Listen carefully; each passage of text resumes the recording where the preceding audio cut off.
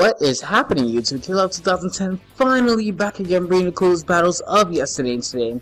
And to top things off, my first ever black and white battle. And my opponent Shofu leads out with a fire Pokemon that I'm quite familiar with during my in-game gameplay.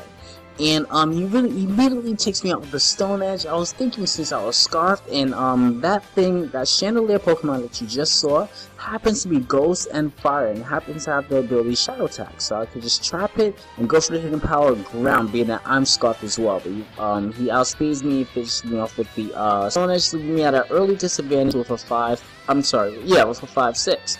And going back now to where the image of my game is, like I'm looking at right now, there's a whole bunch of moves just passed. Stealth Rock has been set up. This guy just wowed me. I'm still talking about how my Chandelier just died.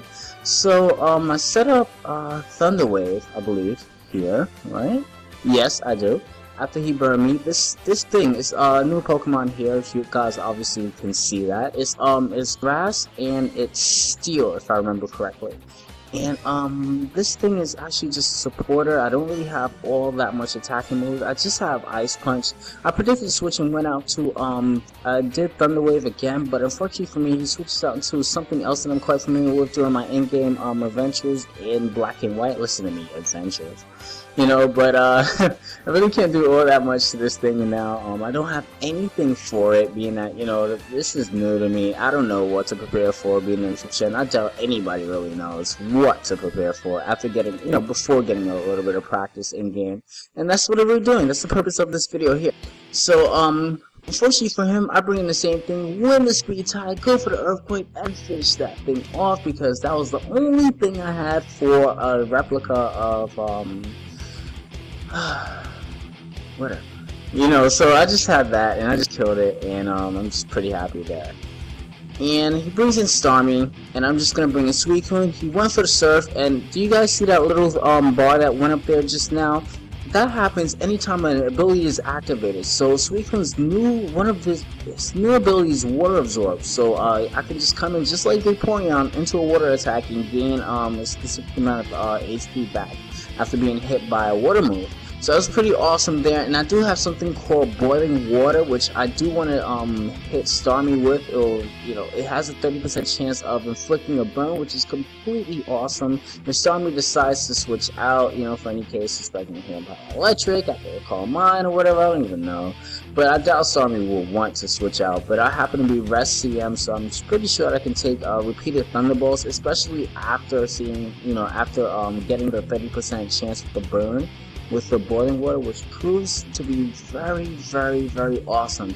After I saw that move, and it happens to be a TM also, I'm gonna replace every single Surf I have with Boiling Water. I'm sorry, it's just too good of a move to pass up. 30%, you know? And it's a water move, so okay, I'm just gonna switch to my fire to prevent me from being burned. Oh wait, I'm sorry, it's a water type.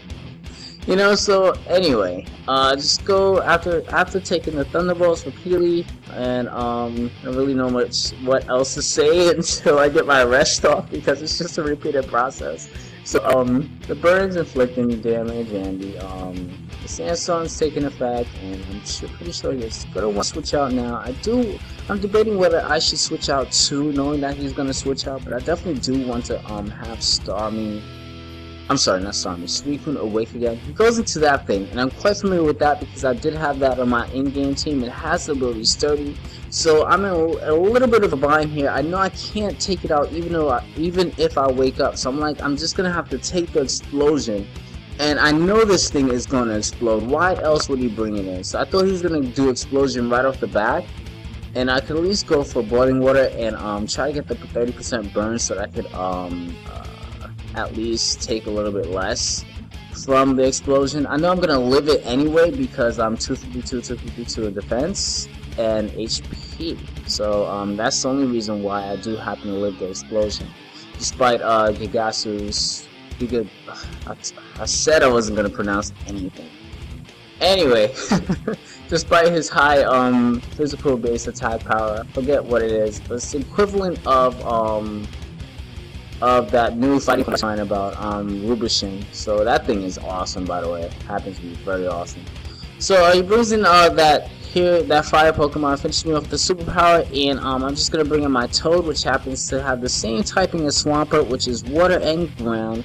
And on the switch into Starmie, I'm just gonna do a move that's called Level Ground, or Ground Level, however you want to pronounce it. What happens is a 60 base ground move, and it lowers my opponent's speed by 1 level. So that's really awesome there. I do have the boiling water and ice punch and stuff like that. Just thinking of Braylons there. That's exactly what I was thinking of when I made this set, just to have the level ground on the switch, and just go for ice punch or boiling water or whatever to try to chance to burn. But this Rotom here is just laughing in my face. I don't really have all that much for it because I did happen to predict the switch from Zoroark. I killed my Toad with the Grass Knot. And I'm like, okay, I just have to kill this Rotom if I'm gonna have any chance. But then, you know, he has how do you pronounce that? I wanna, you know, I'm just the type of person that, you know, nobody cares for you. If you're just narrating a battle, please don't talk about yourself, please. Anyway,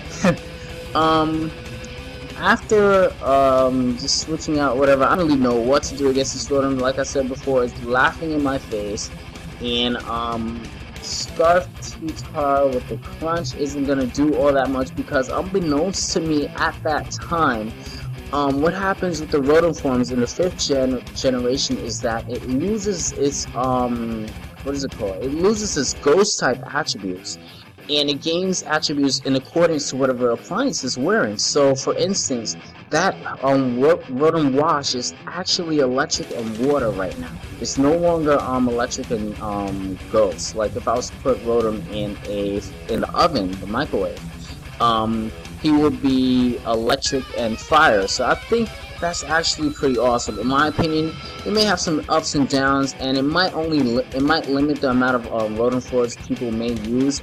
Unfortunately for me, since that's the case, I am only gonna stick to electric and water. It doesn't exactly suck, but at the same time, I don't even know. It was like, see, now I realize that's why Crunch isn't really doing all that much. I'm like, wow, Rotom's a beast. Look at that. I didn't even get, you know, I can't even read Japanese, obviously, so I don't even know if the thing is saying it's super effective or not. All this time I'm thinking it's saying super effective, and Rotom is just that godly beastly or whatever. Despite the many times I've done Crunch on a Rotom and it's left Rotom at like 10 HP. I'm still here thinking that, you know, it's Ghost. I'm like, come on, switch out already. I know you want to switch out into Zoroark, so that's why I keep on switching back and forth. Trying to predict you switch out into Zoroark, thinking that you're a Ghost and you want to save your Rotom. So that's what I was trying to do there, but that's just not the case. I should have, I didn't even know any better. I didn't know any better not to, you know, probably just go for Stone Edge or something like that. Just get stab off. I thought Crunch was the best idea.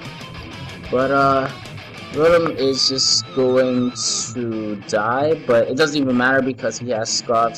It's the 5th time I'm trying to pronounce this dude's name. What? Oh my goodness. Okay, he just superpowers me and finishes me off there. So that was a great first black and white battle here. Many more to come. I have like 2-3 more battles to upload. So far, I'm just real excited about the possibility and the idea of playing with these new pokes before tiers have come out to kind of nullify and drill us into what should be played and what shouldn't be played. So don't forget to rate, comment, subscribe, and continue to enjoy the rest of my videos. I'll see you guys in the near future. Take care. Peace. Don't give up. Challenge again.